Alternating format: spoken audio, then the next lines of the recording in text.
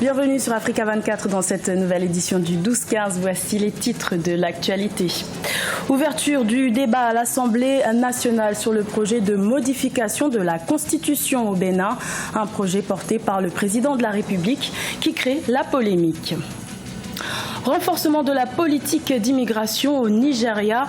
Un nouveau texte de loi a été adopté pour assurer la sécurité nationale et lutter contre le terrorisme.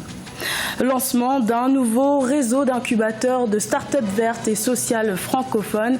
Il s'agit de Sprint pour Start-up Paris Région Internationale. Les détails dans cette édition. Mais tout d'abord, au Cameroun, le procès des activistes anglophones arrêtés le 8 décembre 2016 s'est tenu ce jeudi 23 mars devant le tribunal militaire de Yaoundé. Ils sont près d'une trentaine à être poursuivis par l'État pour rébellion et action terroriste. Le tribunal militaire a décidé de renvoyer l'affaire en délibéré au 7 avril. C'est l'une des promesses de campagne du président béninois Patrice Talon, élu en 2016. Le projet de révision de la Constitution. Ce dernier doit être débattu à l'Assemblée nationale à partir de ce vendredi 24 mars et prévoit notamment un mandat présidentiel unique de 6 ans. Plus de précisions avec Franck Noudofina. C'est ce vendredi 24 mars 2017 que le Parlement béninois planche officiellement sur le projet de révision constitutionnelle proposé par le président Patrice Talon. Les députés doivent notamment examiner et voter pour ou contre la révision de la loi fondamentale de 1990. Mais avant cette session extraordinaire du Parlement, le président Patrice Talon a tenu à repréciser ses motivations. Les débats actuels font monter à l'entendement de tous les appréhensions et les inquiétudes de chacun. Je les entends et les comprend parfaitement. Pour autant, faut-il se satisfaire de l'apparente stabilité du moment et renoncer à une consolidation durable de nos institutions et de notre État? Pour ma part, j'inscris mon mandat dans une perspective de transition qualitative qui donne à construire davantage la nation, davantage l'État, davantage la démocratie.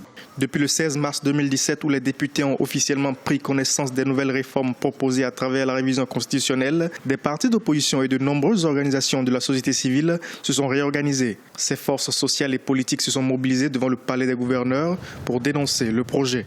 Là où le bas blesse, quand il faisait sa campagne, il n'a jamais dit que quand il va prendre le pouvoir, il va dire que désormais les ministres et les présidents ne seront jamais poursuivis pour les faits graves de détournement ou de faits politiques et justice. Il ne l'a jamais dit.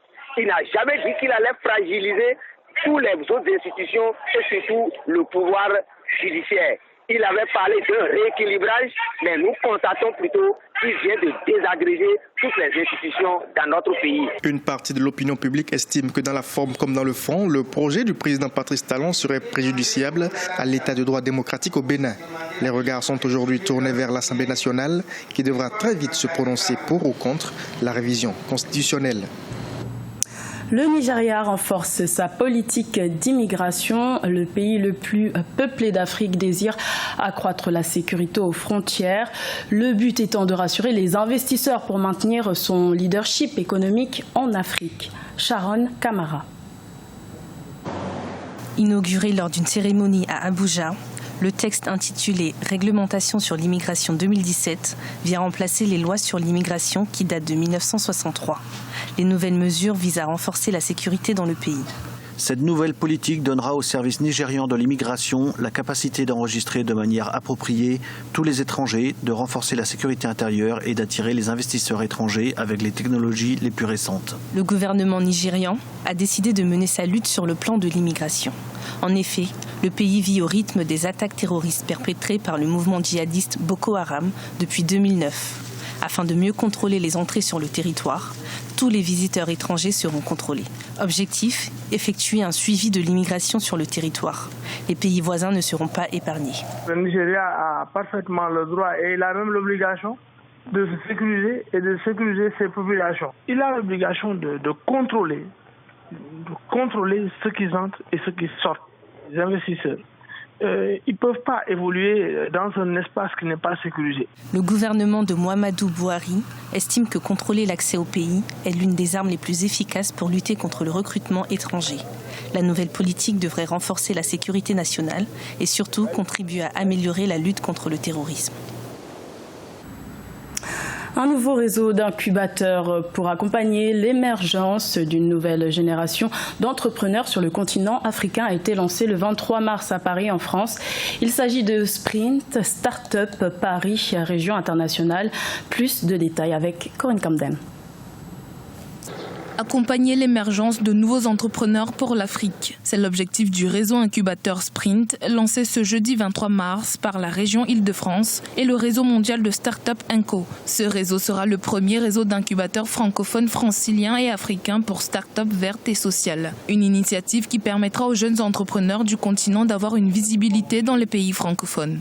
Alors c'est vrai que pour ce premier lancement du Sprint, l'avantage c'est de donner la chance un peu aux entreprises, aux start-up, de pouvoir faire connaître un peu leurs projets dans les pays francophones.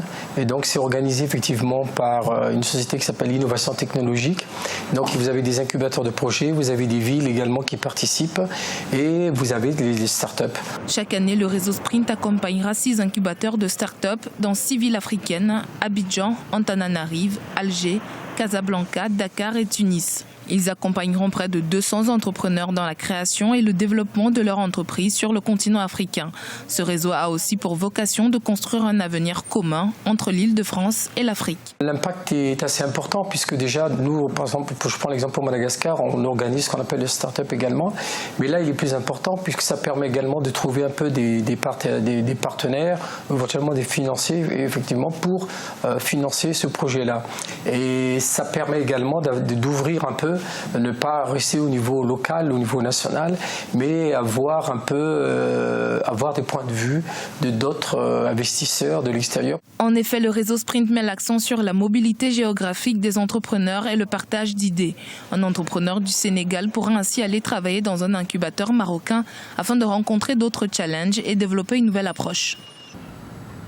À la découverte du turban aussi appelé chèche porté par la communauté Touareg au Niger et plus généralement en Afrique du Nord. Une sorte de foulard qui mesure entre 4 à 8 mètres de long dont les fonctions peuvent varier. Reportage de notre correspondant au Niger, Sadou Alizé Mokhtar. Le turban est un long morceau d'étoffe porté principalement par les hommes. Enroulé sur la tête, il sert à se protéger du soleil et des tempêtes de sable assez fréquentes dans plusieurs pays d'Afrique subsaharienne. Au Niger, le turban est le plus souvent l'affaire des Touaregs. Chez eux, il est porté à l'âge de la puberté du jeune homme et il marque ainsi le passage de l'adolescence à l'âge adulte. À partir du moment où tu t'es fait pousser les moustaches, tu t'es fait pousser un peu les poils un peu de la barbe, à partir du moment où tu deviens un homme, à partir du moment où tu es en mesure de te marier, fonder un foyer, alors là tu entres dans la classe des hommes. Alors c'est pourquoi on doit te faire une cérémonie pour le port du turban. Le Touareg ne se sépare jamais de son turban qui fait indéniablement partie de son costume traditionnel. Travaillé dans un tissu en lin, au tissage complexe, le turban est idéal pour les jours de grand froid. Ce long foulard de 4 à 8 mètres se porte soit en blanc, soit en bleu indigo, en fonction de l'occasion qui s'y prête. Le blanc revêt un caractère de respect et le bleu est porté les jours de fête. Ce turban est béni avant d'être posé sur le jeune homme.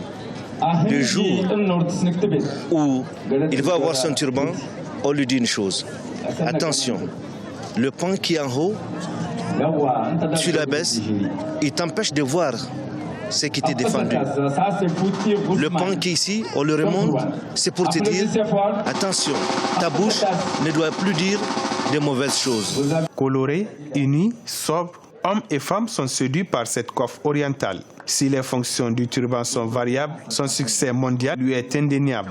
Qu'il soit du Niger ou du Mali, de la Libye, de l'Algérie et du Maroc, les Touaregs chérissent l'étoffe.